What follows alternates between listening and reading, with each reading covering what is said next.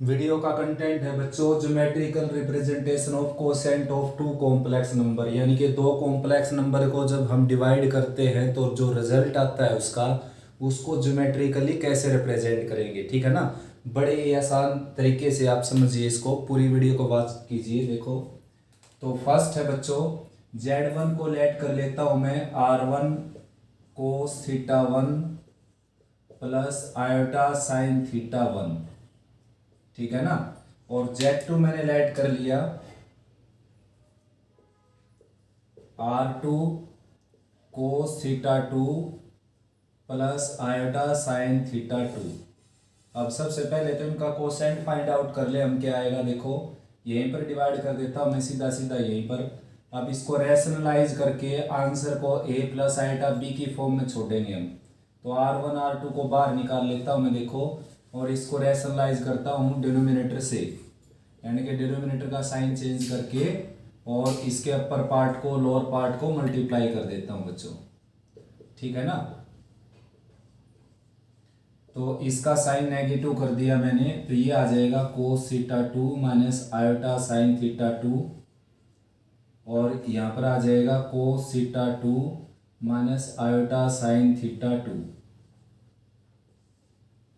अब क्या upper part की मल्टीप्लाई करेंगे, ए स्क्र माइनस बी स्क्र, तो लोअर पार्ट में हो जाएगा, और अपर पार्ट में ए प्लस बी का स्क्वायर एक्सपेंड कर देंगे बच्चों।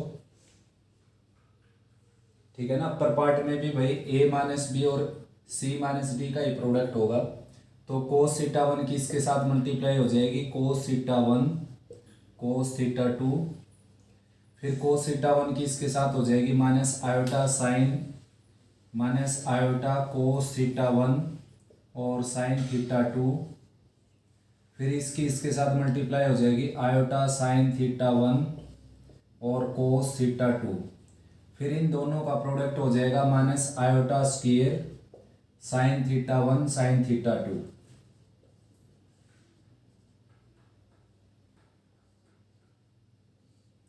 और लोअर पार्ट में बच्चों ए प्लस बी माइनस बी लग जाएगा, ए स्क्वायर माइनस बी स्क्वायर। तो भाई आयटा स्क्वायर की जगह -1 रखेंगे तो ये आ जाएगा +1, यानी कि cos square plus sine square आप जानते हो ही क्या हो जाएगा 1, अगर एंगल सेम हो तो। एंगल तो सेम है ही दोनों का। और अपर पार्ट को अब ठीक कर लेते हैं, देखो Z1 Z/Z2 equal to R1/R2, और यहाँ पर आ जाएगा देखो कोस ए कोस बी, और आयटा स्क्वायर की जगह -1 रखेंगे प्लस साइन ए साइन बी, यानी कि डायरेक्ट लिख देता हूँ मैं कोस थीटा 1 माइनस थीटा 2 आ जाएगा बच्चों। ठीक है ना, कोस ए कोस बी, आयटा स्क्वायर की जगह -1 रखेंगे तो ये आ जाएगा प्लस साइन ए साइन बी। कोस ए कोस बी प्लस साइन ए साइन बी को होता है कोस ए माइनस बी। नेक्स्ट इसमें से माइनस आयटा कॉमन ले लेते हैं, माइनस आयटा कॉमन ले लेंगे तो अंदर बच जाएगा, ये प्लस का हो जाएगा ये माइनस का हो जाएगा। ठीक है ना, बल्कि प्लस आयटा अगर कॉमन लें तो पॉजिटिव पॉजिटिव रहेगा यहाँ पर, और नेगेटिव जो क्वांटिटी थी वो नेगेटिव ही रहेगी, minus cos theta 1 and sine theta 2। तो भाई ये क्या आ जाएगा, sine A cos B minus cos A sine B, यानी कि sine A minus B cos theta 1 minus theta 2 ये है ही,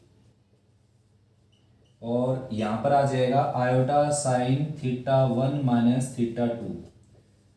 तो ये आ गया बच्चों दो कॉम्प्लेक्स नंबर का कोशेंट, यानी कि एक कॉम्प्लेक्स नंबर को दूसरे डिफरेंट कॉम्प्लेक्स नंबर से, नॉन जीरो कॉम्प्लेक्स नंबर से डिवाइड करें हम, तो आंसर आता है उसका R1 R2 कोस theta 1 minus theta 2 eta sign theta 1 minus theta 2। यानी कि अगर Z1 का मॉडुलस R1 है और इसका आर्गूमेंट थीटा 1 है, Z2 का मॉडुलस R2 है और इसका आर्गूमेंट थीटा 2 है, तो Z1/Z2 का मॉडुलस हो जाएगा R1/R2 और आर्गूमेंट हो जाएगा theta 1 minus theta 2।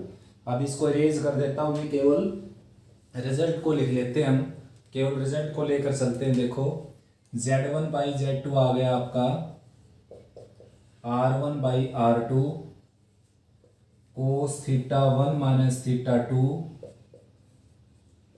Plus iota sine theta 1 minus theta 2। ठीक है ना, आया समझ में। तो भाई अब ज्योमेट्रिकली देखते हैं बच्चों इसको।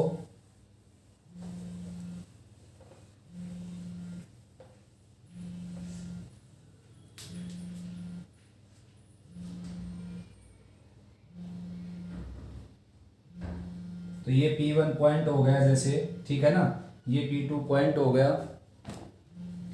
अब भाई ये P1 है पॉइंट, तो रिप्रेजेंटेड है इस कॉम्प्लेक्स नंबर से Z1 से, ठीक है ना।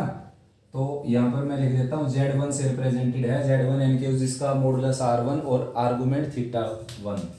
ये P2 जो पॉइंट है यानी कि R2 और थीटा 2, ये रिप्रेजेंटेड बाय है Z2 से, यानी कि R2 इसका मॉडुलस और थीटा 2 इसका आर्गुमेंट।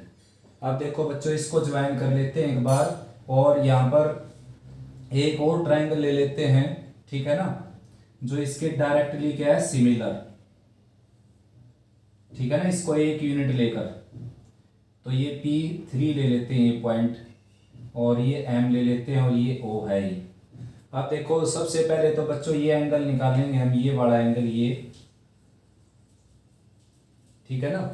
तो ये एंगल क्या है भाई, ये एंगल है XOP3, एंगल XOP3। देखो बच्चों किसके इक्वल है ये है इक्वल XOP1 माइनस XOP2, और XOP1 मीन्स ये एंगल यानी कि थीटा 1, और XOP2 मीन्स ये एंगल थीटा 2, ठीक है ना। तो ये एंगल तो आ गया भाई बच्चों, इसका ये एंगल आ गया जो कि ये इसके इक्वल था, ठीक है ना। अब दोनों ट्राइंगल अगर सिमिलर हैं तो इनकी कोरस्पॉन्डिंग साइड क्या हो जाएंगी, इक्वल रेशियो में, यानी कि ट्राइंगल OP1 और P2 similar to triangle OP3M। दोनों ट्राइंगल क्या हैं, सिमिलर। लिख देना यहाँ पर सिंबॉलिक नेमिंग के, ट्राइंगल OP1 और P2 similar to triangle OP3 and M।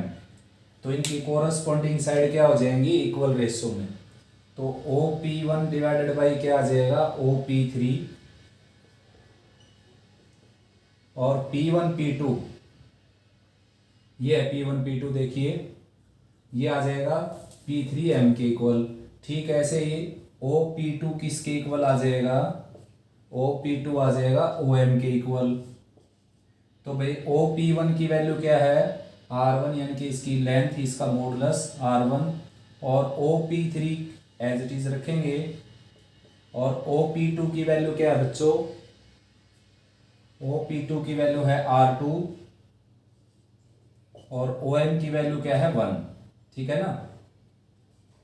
तो क्रॉस मल्टीप्लाई करेंगे तो OP3 की वैल्यू क्या आ जाएगी बच्चों, R1 बाई R2। OP3 यानी कि ये इसकी लेंथ आ गई R1 बाई R2 यानी कि मॉडुलस। अब इस पॉइंट को रिप्रेजेंट करेंगे हम R1 बाई R2 और ब्रैकेट थीटा 1 माइनस थीटा 2। तो देखो बच्चों अब जैसे ये पॉइंट था R1 कोमा थीटा 1, तो इससे कॉम्प्लेक्स नंबर ये बना था। ये पॉइंट था R2 कोमा थीटा 2, तो इससे कॉम्प्लेक्स नंबर ये बना। ठीक ऐसे ही ये अगर पॉइंट है R1 by R2 theta 1 minus theta 2, तो इससे कॉम्प्लेक्स नंबर ये बनेगा, और ये क्या है, तो गिवन कॉम्प्लेक्स नंबर का कोसेंट, ठीक है ना।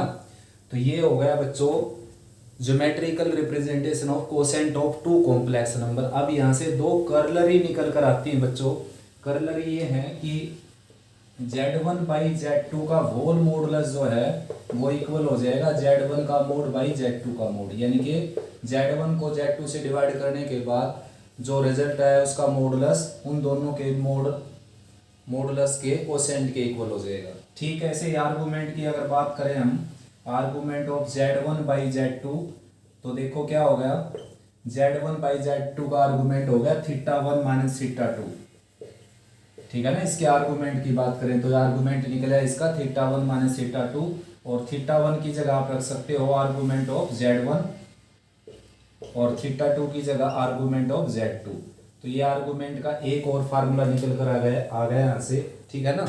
तो बच्चों कंप्लीट हुआ है geometrical representation of quotient of two complex number. Z1 complex number लिया हमने जो P1 पॉइंट से डिनोट किया, Z2 कॉम्प्लेक्स नंबर लिया जो P2 पॉइंट से डिनोट किया, इसको ज्वाइन करके ये ट्राइंगल बनाई। अब इसके सिमिलर एक यूनिट यहाँ पर लेकर इसको एक यूनिट लेना आपने, ठीक है ना, वरना एक पर्टिकुलर केस नहीं बनेगा ये। तो इसको एक यूनिट लेकर एक दूसरी ट्राइंगल इसके सिमिलर कंस्ट्रक्ट कर लेंगे, डायरेक्ट इसके सिमिलर, ये एंगल इसके इक्वल। तो केवल हमने इसके कोऑर्डिनेट की जरूरत है बच्चों। तो इसका कोऑर्डिनेट r1/r2 यानी कि फर्स्ट कोऑर्डिनेट कैसे आएगा देखो। उसके लिए मैंने क्या किया कि दोनों ट्राइंगल की कोरस्पॉन्डिंग साइड इक्वल रेशियो में रख दी। देखो OP1 divided by OP3, OP2 divided by OM, और इन सब की वैल्यू रख दी। OP1 R1 था, OP3 as it is, OP2 क्या था R2, और OM क्या था यहाँ पर 1, क्रॉस मल्टीप्लाई किया, OP3 आ जाएगा यानी कि इसकी लेंथ। फिर उसके बाद एंगल निकाला। एंगल कैसे निकाला, डायग्राम आपको बताने लग रहा है। ये एंगल निकालना था आपने, देखो ये एंगल निकालना था। तो ये कंप्लीट यानी कि θ1 और ये θ2, तो θ1 में से θ2 माइनस करूंगा तो ये एंगल आ जाएगा θ1 माइनस θ2। तो इसके कोऑर्डिनेट आ गए। अब जिस तरह इस पॉइंट को ऐसे लिखा जा सकता है कॉम्प्लेक्स नंबर में, इस पॉइंट को ऐसे लिखा जा सकता है, तो इसको ऐसे लिखा जाएगा। और ये हमने क्या निकाला था, दो कॉम्प्लेक्स नंबर का कोसेंट, ठीक है ना। अच्छे से रिवाइज करो, कोई प्रॉब्लम आए तो डिस्कस करो भाई।